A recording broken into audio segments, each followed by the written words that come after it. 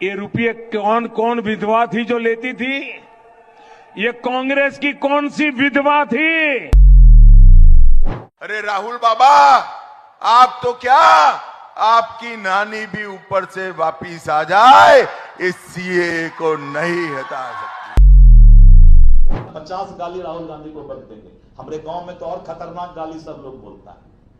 Master को भी बोलते थे, पढ़ाने के वक्त तो बोलते थे मत तोरी मैं मास्टर बात के ना पढ़वे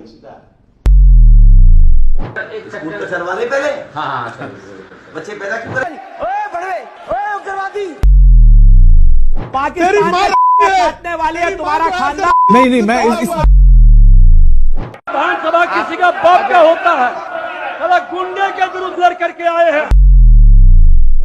तो एक नेता को इतना गाली दिया कि पूरे प्रदेश में सिर्फ सम्राट चौधरी दिखने लगा।